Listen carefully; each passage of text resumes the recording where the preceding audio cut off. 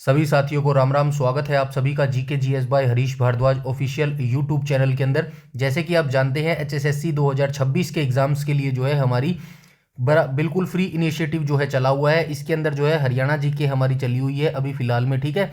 Haryana GK का जो है लास्ट 5 ईयर की सीरीज हमारी चली हुई है। लास्ट 5 साल के जितने भी क्वेश्चन पेपर एचएसएससी के द्वारा करवाए गए हैं इन सभी को हम यहाँ पर कर रहे हैं और ये सभी आपके लिए करने बेहद जरूरी है आपके एग्जाम से पहले, ठीक है। इससे दो फायदे होंगे, एक तो आपको अपनी तैयारी का पता लग जाएगा कि कितनी आपने तैयारी की है।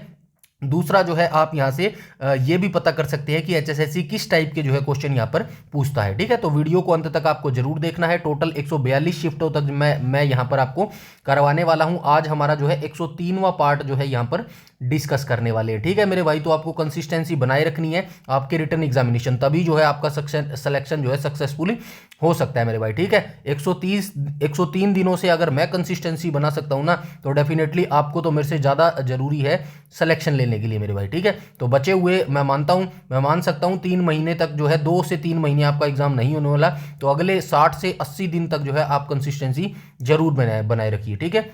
इससे पहले जो है मैं कल ही जो है एग्रीकल्चर और एनिमल हस्बेंड्री वाला जो सब्जेक्ट है ना उसको कंप्लीट कर चुका हूं। किसी बच्चे ने उसको नहीं देखा है तो वो वीडियो सीरीज पूरी देख लीजिएगा मेरे भाई, ठीक है। आज मैं अलग से प्लेलिस्ट बना दूंगा एग्रीकल्चर एनिमल हस्बेंड्री वाली सब्जेक्ट की, ठीक है। तो आज हम यहाँ पे कौन सा क्वेश्चन पेपर डिस्कस करने वाले हैं, तो आज हम यहाँ पे लोअर डिविजनल क्लर्क का जो क्वेश्चन पेपर है ना वो डिस्कस करने वाले हैं। ये डिपार्टमेंट में वैकेंसी आती है DHBVN, UHBVN और HVPNL।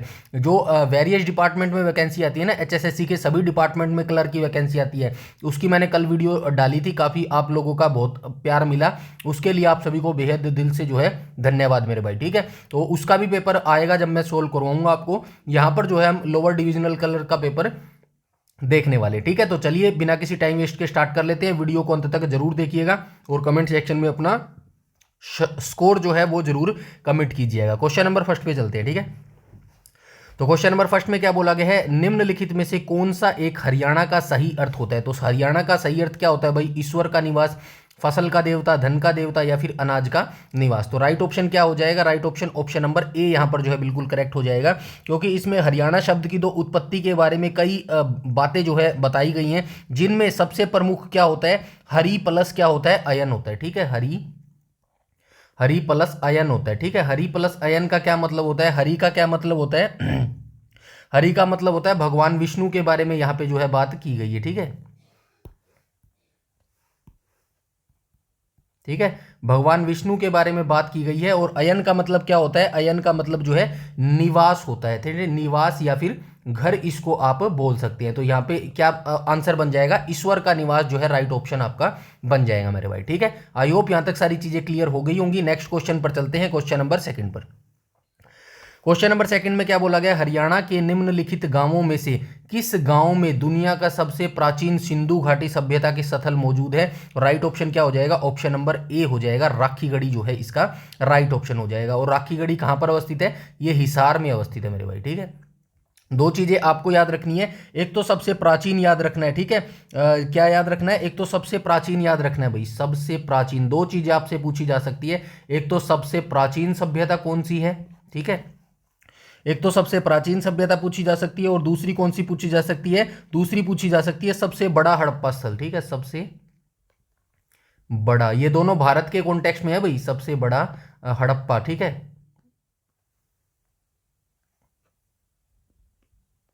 हड़प्पा स्थल हो जाएगा। तो सबसे पुरानी की बात करूं तो कौन सी हो जाएगी, ये भिडराना हो जाएगा भाई, ठीक है।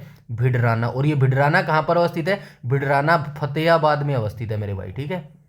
फतेहाबाद में अवस्थित है। और सबसे बड़ा हड़प्पा स्थल पूछेंगे भारत के कॉन्टेक्स्ट में तो ये राखीगढ़ी हो जाएगा मेरे भाई, ठीक है। राखीगढ़ी हो जाएगा। और ये कहां पर अवस्थित है, ये जो है हिसार के अंदर अवस्थित हो जाएंगे। दोनों चीजें आप इंपॉर्टेंट याद रखेंगे। सबसे प्राचीन अगर आपसे पूछ ले तो आप बताएंगे भिडराना है, फतेहाबाद में अवस्थित है। और सबसे बड़ा हड़प्पा स्थल पूछेंगे तो राखीगढ़ी हो जाएगा, ठीक है। क्वेश्चन नंबर सेकंड का right option option number A हो जाएगा मेरे भाई, ठीक है। बाकी शॉर्ट एक्सप्लेनेशन ये सारी मैंने लिख दी है, और ये यहाँ पे लिखने का यही मतलब है भाई, आपको आप जो है इनको पढ़ोगे मेरे भाई, ठीक है। कहाँ से भी क्वेश्चन पूछा जा सकते हैं, हम मान के चल रहे हैं सिलेक्शन लेने के लिए हर चीज आपको पढ़नी पड़ेगी, कुछ भी चीज स्किप आप नहीं कर सकते। एक जीरो नाखून बराबर भी जो है मेरा ये सजेशन है, आप रिस्क मत लीजिएगा, ठीक है। बाद का किसी ने नहीं देखा, अभी 2026 में ले लो, सिलेक्शन लेना है, ठीक है। तो यहाँ पे देख लेना, ये भी पूछा जा सकता है भाई, राखीगढ़ी हरियाणा के हिसार जिले में स्थित है और इसे पूर्व हड़प्पा सभ्यता बस्ती के रूप में जाना जाता है।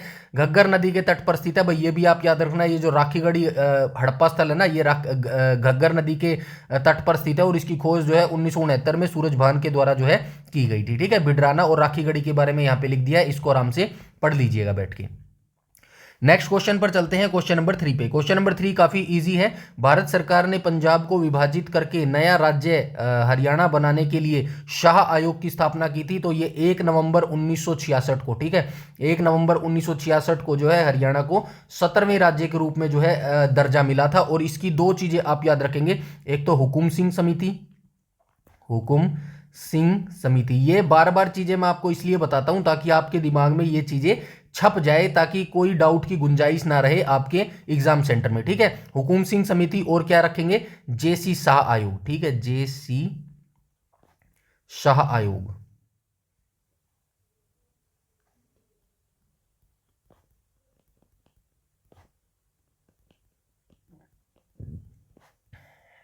तो हुकुम सिंह समिति का गठन कब किया गया था, 23 सितंबर 1965 को किया गया था, ठीक है, 23 सितंबर 1965 को किया गया था। और इसने अपनी रिपोर्ट कब प्रस्तुत की थी भाई, तो इसने अपनी रिपोर्ट प्रस्तुत की थी मार्च 1966 में, ठीक है, मार्च 1966 में जो है इसने रिपोर्ट प्रस्तुत की थी। जेसी शाह आयोग की बात करूं तो इसका गठन कब किया गया था, 23 अप्रैल 1966 को किया गया था, ठीक है, 23 अप्रैल 1966 को किया गया था। और इसने अपनी रिपोर्ट कब प्रस्तुत की थी, तो इसने अपनी रिपोर्ट जो है 31 मई, ठीक है, 31 मई 1966 को जो है इसने अपनी रिपोर्ट प्रस्तुत की थी। ये 4 लाइनें हैं, यहां से घूम फिर के एचएसएससी 1 नंबर का क्वेश्चन पूछती है। इन 4 लाइनों को अपने दिमाग में अच्छे से सेट कर लो, रट्टा मार लो, कुछ भी कर लो, 1 नंबर यहां से पक्का हो गया, समझो, ठीक है। आगे चलते हैं, ठीक है। तो ये क्या हो जाएगा, 23 अप्रैल 1966 जो है इसका राइट ऑप्शन हो जाएगा मेरे भाई, ठीक है। क्वेश्चन नंबर 3 का जो है right option, option number D यहां पर जो है बिल्कुल करेक्ट हो जाएगा। स्थापना कब की थी, ठीक है, विभाजित करने के लिए। चलिए ठीक है, कोई बात नहीं, आगे चलते हैं क्वेश्चन नंबर 4 पर।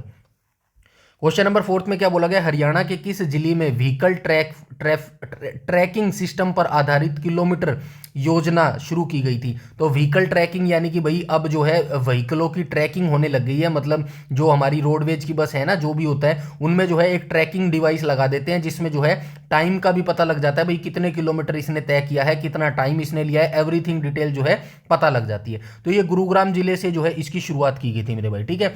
और ये कब शुरुआत की गई थी, 2019 में जो है इसकी शुरुआत की गई थी। 2019 में हरियाणा के जो है सीएम कौन होते थे, भूपेंद्र सिंह हुड्डा होते थे भाई, ठीक है। अरे भूपेंद्र सिंह हुड्डा, माफ कीजिएगा, मनोहर लाल खट्टर होते थे मेरे भाई, ठीक है, 2014 में होते थे वो, ठीक है, कोई बात नहीं। शुभारंभ कब हुआ था, इस योजना की शुरुआत 27 दिसंबर 2019 को हुई थी, और उद्घाटन हरियाणा के तत्कालीन उस समय मंत्री होते थे मूलचंद शर्मा, ठीक है। गुरुग्राम जिले से इसका जो है अनावरण किया गया था। वर्तमान में हरियाणा के परिवहन मंत्री कौन है, कोई बता सकता है, बताओ फटाफट कमेंट में कमेंट करके। नेक्स्ट क्वेश्चन पर चलते हैं, क्वेश्चन नंबर 5 पर। क्वेश्चन नंबर 5 में क्या बोला गया, नेपाल और चीन से माउंट एवरेस्ट पर चढ़ने वाली पहली भारतीय महिला कौन थी। तो आप सभी जानते हैं अनीता कुंडू जी हो जाएंगी, ठीक है। और इनका संबंध कहां से है भाई, इनका संबंध हरियाणा के हिसार जिले से है भाई, ठीक है, ये याद रखना। नीचे लिखा होगा एक्सप्लेनेशन में, ये देखो, अनीता कुंडू हरियाणा के हिसार जिले की निवासी है और इन्होंने पर्वतारोहण के क्षेत्र में कई रिकॉर्ड बनाए हैं। माउंट एवरेस्ट पर नेपाल और चीन तिब्बत दोनों तरफ से सफलतापूर्वक चढ़ने वाली पहली भारतीय महिला है। उन्होंने अपनी पहली चढ़ाई 2013 में यानी कि नेपाल की ओर से, और दूसरी चढ़ाई 2017 में चीन तिब्बत की ओर से पूरी की थी। तो यह ईयर भी याद रखना भाई, ठीक है, क्या पता आपसे पूछ ले भाई, बताइए पहली चढ़ाई अनीता कुंडू ने जो कि कहां से की थी, माउंट एवरेस्ट पर की थी ना, माउंट एवरेस्ट पर क्या लिख रखा है, माउंट एवरेस्ट पर चढ़ने वाली पहली भारतीय महिला नेपाल और चीन है ना, ठीक है। नेपाल की ओर से की थी भाई तो 2013 में, और 2017 में कहां से की थी, चीन तिब्बत पे की थी भाई, ठीक है, ये आप याद रखेंगे 2017 में, ठीक है, यहाँ पे लिखा है ना नेपाल की ओर से, ठीक है। आई होप यहाँ तक सारी चीजें क्लियर हो गई होंगी। नेक्स्ट क्वेश्चन पर चलते हैं, क्वेश्चन नंबर 6 पर। क्वेश्चन नंबर 6 में क्या बोला गया, 1 जनवरी 2020 की स्थिति में पंजाब और हरियाणा उच्च न्यायालय के वर्तमान मुख्य न्यायाधीश के रूप में किसे नियुक्त किया गया है। ये पुराना करंट अफेयर का क्वेश्चन है, इसको आप छोड़ सकते हैं। वैसे मैं बता देता हूँ, रविशंकर झा जो है 2020 में होते थे। अब मैं कुछ फैक्ट आपको बताता हूँ, वो आपको याद जरूर रखने हैं, ठीक है। सबसे पहले हम वर्तमान 2025 की बात करेंगे, ठीक है। वर्तमान 2025 में, ठीक है, तो वर्तमान 2025 में Haryana, Punjab and Haryana high court के मुख्य न्यायाधीश कौन है, तो ये कौन हो जाएंगे, शील नागू हो जाएंगे भाई, ठीक है। शील नागू हो जाएंगे, ठीक है, शील नागू हो जाएंगे। अब हम बात करेंगे 1920 में। थोड़ा सा मैं आपको बता देता हूं, Punjab and Haryana high court की जो स्थापना है ना, ये कब हुई थी, 1919 में इसकी स्थापना हुई थी। और एक्ट कौन सा था, 1915 अधिनियम के तहत जो इसकी स्थापना की गई थी। पिछली वीडियोस में एवरीथिंग डिटेल इस Punjab and Haryana high court में बता चुका हूं, इसीलिए बोलता हूं प्रीवियस वीडियो जरूर देखा कीजिए। टाइम लगाना पड़ेगा, पेशेंस रखना पड़ेगा, तभी जाके सिलेक्शन आपका हो सकता है मेरे भाई, ठीक है। तो 1920 में जो है कौन इसके मुख्य न्यायाधीश बने थे, सर सादीलाल बने थे मेरे भाई, ठीक है। सर सादीलाल बने थे, ठीक है। अब आपसे दूसरा क्वेश्चन पूछा जा सकता है, बताइए Punjab and Haryana high court का 1947 में जो है कौन मुख्य न्यायाधीश होता था। तो कौन होता था, रामलाल होते थे भाई, ठीक है, रामलाल होते थे। अब आपसे पूछा जा सकता है 1955 में बताइए भाई कौन जो है मुख्य न्यायाधीश, कौन मुख्य न्यायाधीश था। तो ये था भाई भंडारी होते थे, ठीक है, अमरनाथ भंडारी होते थे।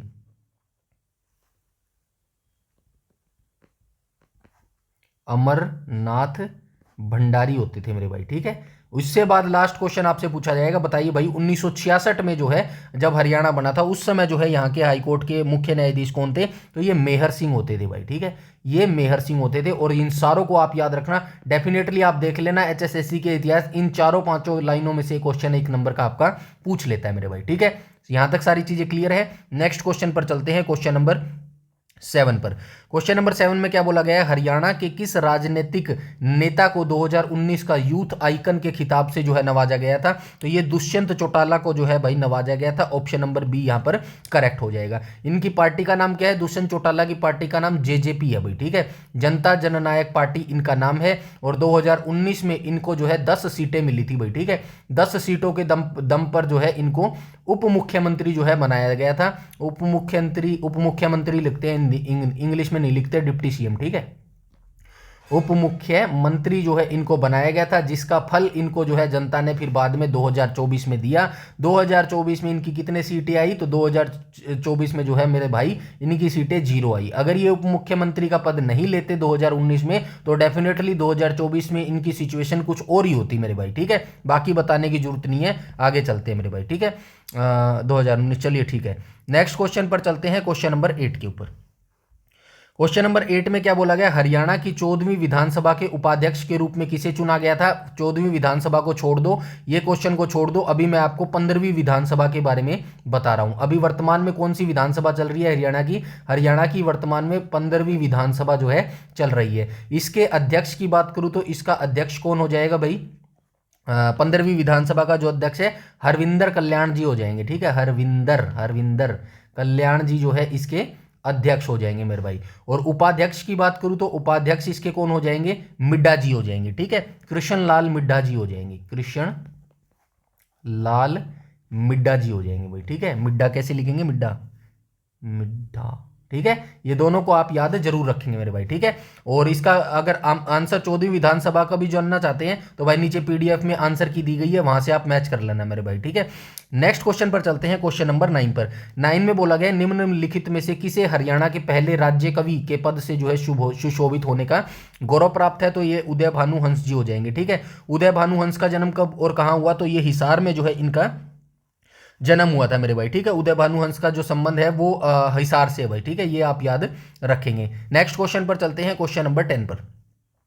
क्वेश्चन नंबर 10 में क्या बोला गया, टूटा हुआ आदमी उपन्यास के रचयिता कौन है। तो मोहन चोपड़ा जो है टूटा हुआ उपन्यास के लेखक हो जाएंगे मेरे भाई, ठीक है। क्वेश्चन नंबर 10 का जो है ऑप्शन नंबर ए यहाँ पर करेक्ट हो जाएगा। लेखक यह है, उपन्यास मोहन चोपड़ा द्वारा लिखित है। अन्य प्रसिद्ध रचनाएं भी देख लो भाई, ठीक है। जो मोहन चोपड़ा है ना, इनके द्वारा कुछ और भी जो है कविताएं या फिर उपन्यास लिखे गए हैं, इनको भी याद रखना। क्या पता ये आपसे पूछ ले, नीड के आगे, एक छाया और मैं, सुबह से पहले, ठीक है, ये नए लोग, ठीक है, ये रचनाएं भी आप इनकी याद जरूर रखेंगे। नेक्स्ट क्वेश्चन पर चलते हैं, क्वेश्चन नंबर 11 पर। क्वेश्चन नंबर 11 में क्या बोला गया है, हरियाणा उर्दू अकादमी की स्थापना निम्नलिखित में से किस सन में की गई थी? 22 दिसंबर 1985 को जो है हरियाणा उर्दू अकादमी की स्थापना की गई थी। और अगर आपसे पूछ ले भाई बताओ इसकी पत्रिका कौन सी है, तो इसकी पत्रिका जो है जमुना तट हो जाएगी मेरे भाई, ठीक है, जमुना तट हो जाएगी। अब आप हरियाणा हिंदी साहित्य के बारे में भी याद रखेंगे, हरियाणा साहित्य अकादमी,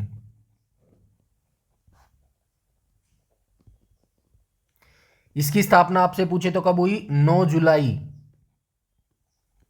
1970 को इसकी स्थापना हुई थी। और पत्रिका इसकी कौन सी है भाई? पत्रिका इसकी हरिगंधा हो जाएगी, ठीक है, हरिगंधा हो जाएगी, ठीक है, ये चीजें आप जरूर याद रखेंगे। नेक्स्ट क्वेश्चन पर चलते हैं, क्वेश्चन नंबर, हेडक्वार्टर याद रखना भाई, पंचकुला में इसका हेडक्वार्टर हो जाएगा। नेक्स्ट क्वेश्चन पर चलते हैं, क्वेश्चन नंबर 12 के ऊपर। क्वेश्चन नंबर 12 में क्या बोला गया, इनमें से किस भाषा को हरियाणा की सबसे पुरानी भाषा माना जाता है? तो खड़ी बोली, पंजाबी, हरियाणवी और हिंदी हो जाएगा। हरियाणवी खड़ी बोली से ही निकली है, याद रखना, ऑप्शन नंबर ए यहाँ पर करेक्ट हो जाएगा। कभी आप हरियाणवी को सोचे, ठीक है, हरियाणवी खड़ी बोली से ही निकली है मेरे भाई, ठीक है, इसका मिलेगा, ये देखो, हरियाणा के भाषाई इतिहास में खड़ी बोली को सबसे प्राचीन और आधारभूत भाषा माना जाता है। यह खड़ी बोली आगे चलकर आधुनिक हिंदी और हरियाणा के विकास का जो है आधार बनी थी मेरे भाई, ठीक है, समझ गए, मेन बोली खड़ी बोली है, ठीक है, याद रखना। नेक्स्ट चलते हैं क्वेश्चन नंबर 13 पर। और क्वेश्चन नंबर 13 में चलते हैं। 13 में क्या बोला गया है, निम्नलिखित में से कौन पर्वत श्रृंखला हरियाणा के उत्तर पूर्व में स्थित है? तो उत्तर पूर्व में कौन कौन सी पर्वत श्रृंखला है, आइए हम यहां पर बात कर लेते हैं। अरावली पर्वत श्रेणी कहां पर अवस्थित है? तो अरावली पर्वत श्रेणी हरियाणा के दक्षिण और दक्षिण पश्चिम में स्थित है भाई, ठीक है, याद रखना, ये दक्षिण और दक्षिण पश्चिम, ठीक है, दक्षिण और दक्षिण पश्चिम में स्थित है, ठीक है, दक्षिण पश्चिम। और शिवालिक रेंज कहां पर हो जाएगी? तो शिवालिक रेंज इसका राइट ऑप्शन हो जाएगा। ये शिवालिक रेंज कहां पर अवस्थित है? तो ये शिवालिक रेंज उत्तर पूर्वी भाग में अवस्थित है, ठीक है, उत्तर पूर्वी भाग में अवस्थित है, ठीक है, ये चीजें आप याद रखेंगे, ठीक है। और ये जो सह्याद्री रेंज है ये कहां पर अवस्थित है? तो ये जो वेस्टर्न पार्ट है ना, माफ कीजिए, इंडिया का जो वेस्टर्न पार्ट है, पश्चिमी जो घाट है, वहां पर जो है ये सह्याद्री रेंज अवस्थित है मेरे भाई, ठीक है। ये डिटेल से लिख दिया भाई, देख लेना। शिवालिक पर्वत रेंज जो है ये हरियाणा के उत्तर पूर्वी भाग, पंचकुला, अंबाला और यमुनानगर जिलों में स्थित है। हरियाणा की सबसे ऊंची चोटी करो जो है मोरनी पहाड़ियों में जो है स्थित है मेरे भाई, ठीक है।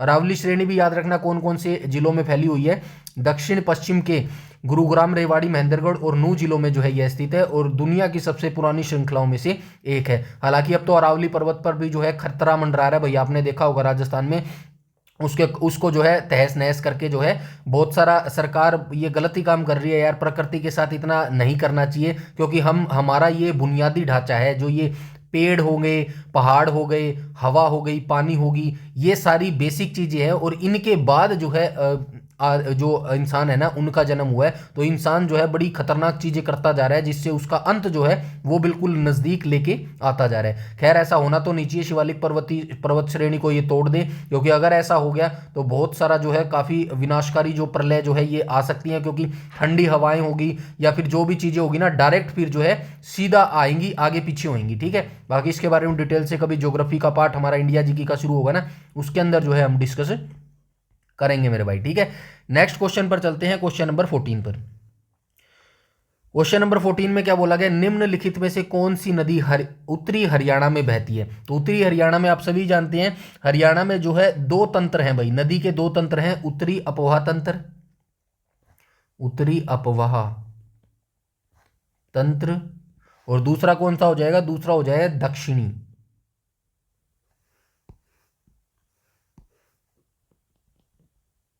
ठीक है, दक्षिणी अपवाह तंत्र हो जाएगा भाई, ठीक है, ये आप याद रखेंगे। तो घग्गर हाकरा नदी इज द राइट ऑप्शन हो जाएगा, ऑप्शन नंबर बी यहां पर बिल्कुल करेक्ट हो जाएगा, ठीक है। बाकी ये दोहन, इंदौरी और कृष्णा नदी ये सारी दक्षिणी हरियाणा में की जो है उपवाह तंत्र की नदियां हो जाएंगी मेरे भाई, ठीक है, ये आप याद रखना। और यहाँ पे लिखा भी होगा उत्तरी अपवाह तंत्र। उत्तरी हरियाणा की नदियां कौन कौन सी है? देखो, घग्गर हाकरा, यमुना, मार्कंडी, टांगरा और सरस्वती नदियां उत्तर पूर्व की पहाड़ियों शिवालिक से निकलकर हरियाणा के उत्तर और उत्तर पश्चिमी जिलों में बहती है। घग्गर हरियाणा की सबसे प्रमुख मौसमी नदी है, जो पंचकुला, अंबाला, कैथल, फरीदाबाद और फतेहाबाद और सिरसा जिलों से होकर जो है ये बहती है मेरे भाई, ठीक है। नेक्स्ट क्वेश्चन पर चलते हैं, क्वेश्चन नंबर 15 पर। क्वेश्चन नंबर 15 में क्या बोला गया है? तो क्वेश्चन नंबर 15 में बोला गया है हरियाणा की औसत वार्षिक वर्षा है। तो हरियाणा की औसत वार्षिक वर्षा अगर आपको याद रखनी है तो आप याद रखेंगे 400 से 600 मिलीमीटर हो जाएगा भाई, ठीक है। 600 मिलीमीटर जो है ये औसत वर्षा है। अब देख लो इसके नियर बाय कौन सा है 400 से 600 के बीच में, तो भाई 536 हो जाएगा, ठीक है। ऑप्शन नंबर बी यहाँ पर बिल्कुल करेक्ट हो जाएगा। वैसे एग्जैक्ट ये डाटा आप याद रखना, इसके नियर बाय जो भी मिले वो आप जो है आंसर कर देना मेरे भाई, ठीक है। 15 का जो है right option option number B हो जाएगा, ठीक है। और वर्षा का वितरण की बात करूं तो सबसे अधिक वर्षा कहां पर होती है? सबसे अधिक वर्षा उत्तर पूर्व के अंबाला और पंचकुला जिलों शिवालिक क्षेत्रों में होती है, जबकि सबसे कम वर्षा दक्षिणी पश्चिमी के सिरसा और हिसार जिलों में जो है सबसे कम वर्षा होती है। सबसे कम सिरसा में होती है भाई, याद रखना, ठीक है। उसके बाद जो है हिसार का नंबर आता है, ठीक है। नेक्स्ट क्वेश्चन पर चलते हैं, क्वेश्चन नंबर 16 पर। 16 में बोला गया हरियाणा में कितने राजस्व मंडल है, यानी कि डिवीजन पूछा है, ठीक है। डिवीजन कितने हैं? 6 हैं भाई, ठीक है। डिवीजन 6 हैं। और नए डिवीजन कौन कौन से बने थे? तो नए डिवीजन बने थे फरीदाबाद और करनाल बने थे भाई, फरीदाबाद और करनाल बने थे। और ये दोनों डिवीजन कब बने थे? 2017 में जो है ये नए डिवीजन बने थे। बाकी 4 डिवीजनों का नाम आप मुझे कमेंट सेक्शन में कमेंट करके बताएंगे। चलिए 2 का मैं आपको बता देता हूं, हिसार और गुरुग्राम, ठीक है। हिसार गुरुग्राम, ठीक है। अब 2 डिवीजन रह गए गुरुग्राम, ठीक है। अब 2 डिवीजन का नाम आप फटाफट जो है मुझे कमेंट सेक्शन में बता दो मेरे भाई, ठीक है। Right option option number B यहां पर बिल्कुल करेक्ट हो जाएगा। नेक्स्ट क्वेश्चन पर चलते हैं, क्वेश्चन नंबर 17 पर। 17 में बोला गया दी गई नदियों में से कौन सी नदी घग्गर नदी की सहायक नदी, ये नदी आएगा भाई यहाँ पे नदी, ठीक है। कौन सी नदी जो है ये सहायक नदी है पूछा गया है ना, घग्गर नदी की सहायक नदी पूछा गया है। तो चलिए आइए देख लेते हैं, ठीक है। डंगरी, यहाँ पे डंगरी का मतलब क्या हो गया? टांगरी नदी है भाई यहाँ पे, ठीक है, टांगरी नदी।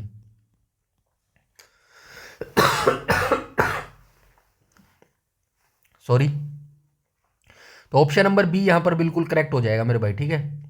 कौशल्या जो नदी है ये जो है घग्गर घग्गर हाकरा नदी की जो है सहायक नदी हो जाएगा, ठीक है। उसके बाद यमुना नदी के बारे में आप सभी जानते हैं, यमुनोत्री के ग्लेशियर उत्तराखंड से निकलती है, ठीक है। और यहाँ पे लिखा गया है देखो, कौशल्या नदी का उद्गम शिवालिक पहाड़ियों हिमाचल प्रदेश से होता है और हरियाणा में इस नदी पर पिंजौर पंचकुला जिले के पास जो है कौशल्या बांध स्थित है, जो घग्गर नदी की सहायक नदी पर बना है। मुख्य रूप से यह जल आपूर्ति और बाढ़ नियंत्रण के लिए है मेरे भाई, ठीक है। तो ये चीजें याद रखना, कौशल्या नदी का जो उद्गम है। वैसे हरियाणा की जितनी भी उत्तर पूर्वी नदियां हैं ना वो सारी है, एक आदि को छोड़ दिया जाए तो बाकी सारी जो है हिमाचल प्रदेश की शिवालिक पहाड़ियों से ही निकलती है मेरे भाई, ठीक है। अगर कुछ ना समझ आए तो शिवालिक पहाड़ी आपको हिमाचल प्रदेश देखे ना तो वो आपका हरियाणा, ठीक है। स्पेशली उत्तर और उत्तर पूर्व नदियों के बारे में बात कर रहा हूं मैं, ठीक है ना। नेक्स्ट क्वेश्चन पर चलते हैं, क्वेश्चन नंबर, ये देखो यहाँ पे लिखा गया डंगरी या फिर टांगरी नदी का उद्गम हरियाणा और हिमाचल प्रदेश की सीमा पर शिवालिक पहाड़ियों विशेषकर मोरनी की पहाड़ियों से जो है इसका उद्गम होता है। नेक्स्ट क्वेश्चन पर चलते हैं, 2011 की जनगणना के अनुसार हरियाणा का लिंगानुपात कितना हो जाएगा? 879 जो है हरियाणा का लिंगानुपात हो जाएगा। और 28वां राज्य जो है लिंगानुपात में हरियाणा है, सबसे फीसदी राज्य है भाई, ठीक है। ये आप याद रखना, यानी कि 1000 बच्चियों पर माफ कीजिएगा 1000 जो है मेल बच्चों पर जो है 879 जो है फीमेल लड़कियां हैं मेरे भाई, ठीक है। नेक्स्ट क्वेश्चन पर चलते हैं, क्वेश्चन नंबर 19 पर।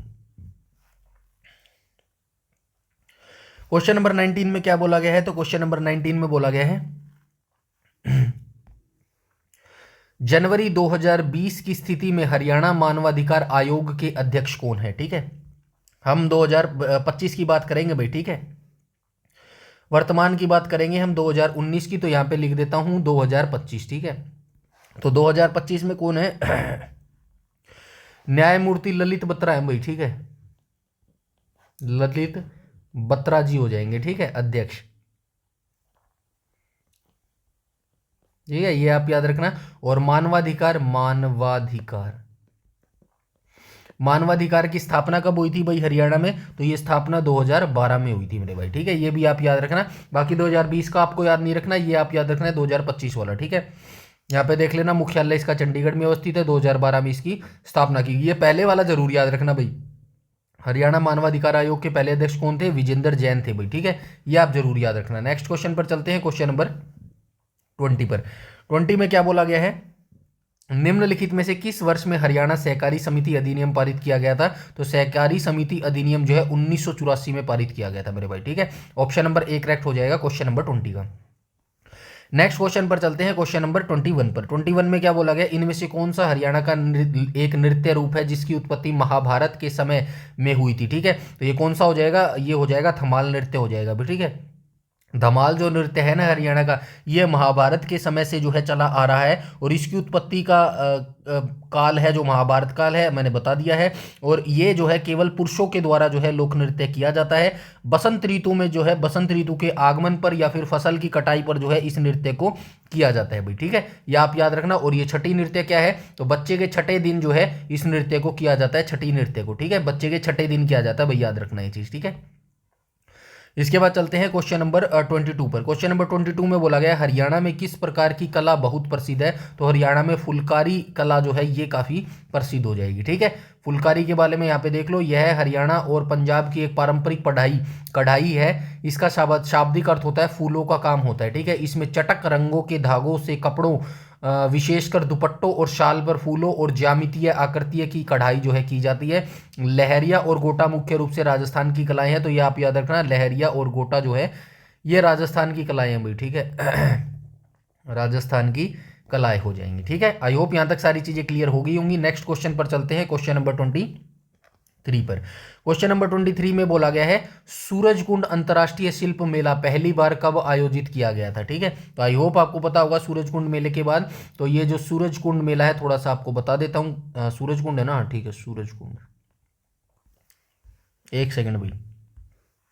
सूरजकुंड अंतर्राष्ट्रीय मेला, ठीक है। पहली बार की बात करें तो पहली बार इसको कब मनाया गया? पहली बार इसको मनाया गया 1987 में, ठीक है। 1987 में मनाया गया। तो राइट ऑप्शन क्या हो जाएगा? ऑप्शन नंबर डी यहां पर करेक्ट हो जाएगा। अंतर्राष्ट्रीय दर्जा कब मिला भाई इसको? अंतर्राष्ट्रीय, ठीक है, अंतर्राष्ट्रीय दर्जा इसको कब मिला? 2013 में इसको अंतर्राष्ट्रीय दर्जा मिला। कहां पर सेलिब्रेट किया जाता है? फरीदाबाद में जो है इसको सेलिब्रेट किया जाता है। और क्या हो जाता है, कहां पर कब मनाया जाता है? तो ये फरवरी महीने में मनाया जाता है भाई, ठीक है। फरवरी महीने में मनाया जाता है। इतनी चीजें जो है आप सूरजकुंड के बारे में याद रखेंगे, बाकी सारी चीजें जो है हम नेक्स्ट वीडियो में देख लेंगे मेरे भाई, ठीक है। तो यहाँ पर जो है आज का हमारा पार्ट खत्म होता है। 103वां जो पार्ट है आज हमने यहाँ पे कंप्लीट कर लिया है मेरे भाई।